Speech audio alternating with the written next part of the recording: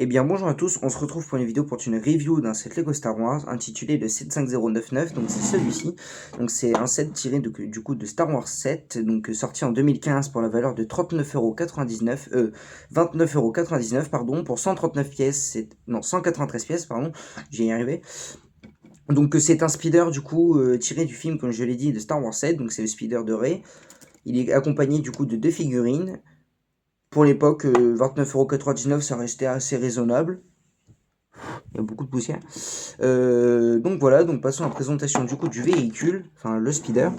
Donc le speeder du coup a beaucoup de fonctionnalités, donc deux start shooters ici. Bon après ici du coup le poste de pilotage avec du coup ici les réacteurs et les aérofreins j'imagine.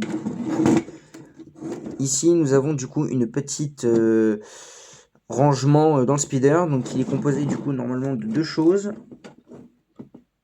Faut que j'arrive à le retirer, hop, comme ceci. Donc en fait il est composé, c'est ça, tout simplement.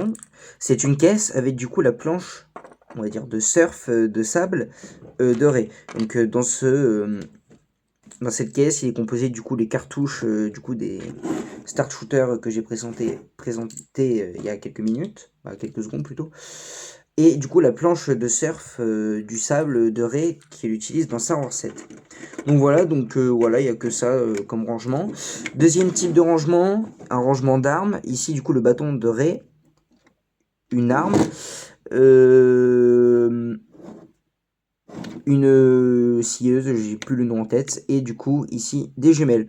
Donc niveau fonctionnalité, bon ça reste limité, mais on peut du coup utiliser du coup les Star Shooters comme ici. On a un rangement avec une caisse et du coup sa petite planche de surf, et des rangements pour ranger ses armes tout simplement, et ses outils.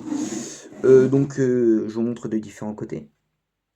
Assez sympa, je pense qu'actuellement on peut le trouver entre 15 et 30 euros. Personnellement, moi je sais pas, je l'ai eu à combien du coup celui-ci, comme on me l'a offert. Parce que j'en avais déjà un auparavant, mais j'avais acheté, mais il est pas complet. En plus, j'ai perduré. Quand j'étais petit, j'ai perdu beaucoup trop de figurines. Donc voilà, donc assez sympa le speeder. Il est aussi du coup ça, les petits trucs lisses, pour pas que ça abîme trop les meubles. Donc voilà, donc passons à la figurine la plus classique. Ici nous avons Rey, du coup avec son petit... j'ai pas le nom en tête spécifique, un masque, un foulard, oui si c'est un foulard. On peut le voir comme il attache ici, avec du coup des lunettes. Donc elle est munie du coup de deux faces, ici et ici. Je vous montre du coup de différents côtés.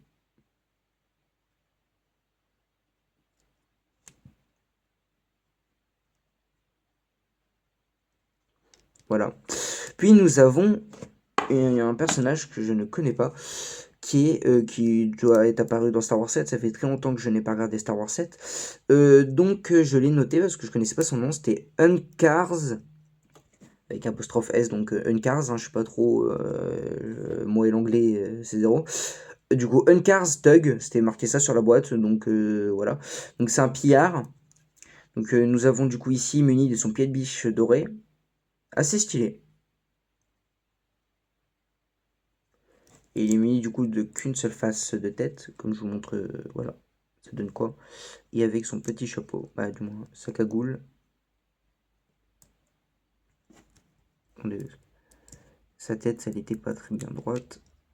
Voilà. Donc voilà. Donc la présentation fut courte, en même temps c'est un peu logique. Il n'y a pas grand chose à présenter sur le set en particulier. Vaut-il le coup de l'acheter? Non, franchement, sans plus, mais il est sympa en termes de. Ça reste sympa pour 30 euros. Surtout pour cette figurine-là, comme il y a qu'un. Je pense que c'est du coup une figurine exclusive à ce set. Donc voilà, donc le 7, je lui mets un 6, parce qu'il est vraiment pas ouf non plus. Après, le speeder il est bien réalisé, les figurines sont sympas. Figurine, je mets un 7, puis voilà, hein. Donc c'était la fin de la vidéo, pardon, et pour ce,